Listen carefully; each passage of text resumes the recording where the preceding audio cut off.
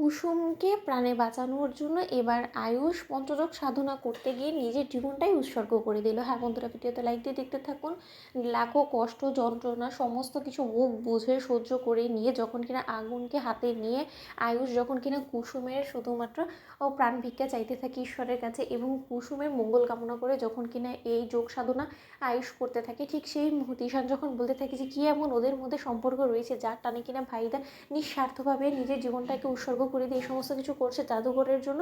হায় ঈশ্বর, তুমি দেখো যে ভাইদার এই সাধনা যাতে কোনো মতে বৃথা না যায়। ঠিক সেই মুহূর্তে অনুশ্রী যখন গৌরীর স্বামীর অবর্তমানে যখন কিনা নিজেই সিদ্ধান্ত নিয়ে বলতে থাকে যে বাবা, আমার মনে হয় না যে আর আমাদের কোনো মতে দেরি করাটা আর ঠিক হবে, তাই দেখো না ওদিকে গিয়ে যে রিভু দাদা কোনো মতে কোনো যাওয়ার যোগাযন্ত্র করতে পেরেছে কিনা, তাহলে যত শীঘ্র সম্ভব আমরা কুসুমকে নিয়ে রওনা হই, আর এক মুহূর্তে এখানে অপেক্ষা করা আমাদের জন্য ঠিক হবে না। ঠিক সেই মুহূর্তে যখন কিনা কুসুমকে অনুশ্রী যখন কিনা তুলে নিয়ে শহরের উদ্দেশ্যে রওনা হতে নেয়, ঠিক সেই সময় হঠাৎ করে কুসুম যখন কিনা ছোটো সাহেব বলে সাড়া দিতে থাকে এবং ডক্টর যখন বলতে থাকে যে ও মাই গড, ইটস এ মিরাক্কেল, এটা কি করে সম্ভব হলো যে মানুষটার বাঁচার আমরা আশা ছেড়ে দিয়েছিলাম সেই মানুষটা একটু করে সাড়া দিচ্ছে। ঠিক সেই মতো অনুশ্রী বলতে থাকে যে গৌরী, গৌরী তুমি ঠিক আছো? গৌরী তুমি কথা বলো, গৌরী তুমি চোখ খুলছো না কেন? গৌরী, গৌরী তুমি আমার কথা শুনতে পাচ্ছ? ঠিক সেই মুহূর্তে যখন কিনা একটু একটু করে কুসুম চোখ খুলতে লাগে এবং সেই সময় কুসুমকে সুস্থ সবল হতে দেখা মাত্র অনুশ্রী যখন বলতে থাকে যে বাবা দেখো, কুসুম আমাদের ডাকে সাড়া দিয়েছে, দেখো তুমি দেখো কুসুম চোখ মেলে তাকিয়েছে। ঠিক সেই সময় যখন কিনা ডক্টর বলতে থাকে যে হ্যাঁ,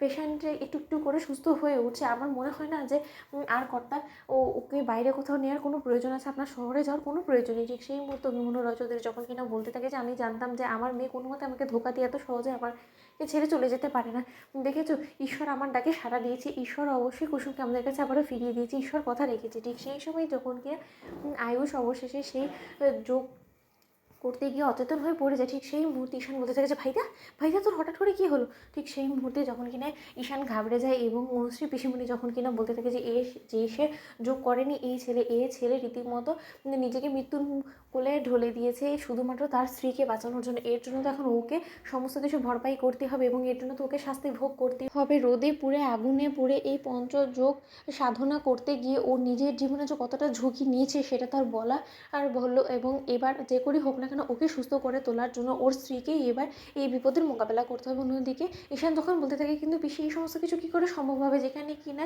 গৌরী বৌদি নিজেই মৃত্যুর সঙ্গে পাঞ্জা লড়ছে। ঠিক সেই মুহূর্তে যখন কিনা রিভু ছুটে এসে অনুশ্রী পিসিমণিকে বলতে থাকে যে পিসি, ওদিকে গৌরীর জ্ঞান ফিরে এসেছে, তোমরা সকলে চলে আসো। ঠিক সেই মুহূর্তে রিভু দেখতে পায় যে সেখানে আয়ুষ অচেতন অবস্থায় পড়ে আছে এবং রিভু বলতে থাকে যে এবার এখন ওর কী হলো? ঠিক সেই মুহূর্তে অনুশ্রী পিসিমণি বলতে থাকে যে কী আবার হলো? স্ত্রীর জন্য নিজের জীবনটাকে উৎসর্গ করে দিল এই ছেলে, আর কি এরকম প্রেম ভালোবাসা কটাই বা দেখা যায়? তো বন্ধুরা, লাইক শেয়ার করে সাবস্ক্রাইব করো।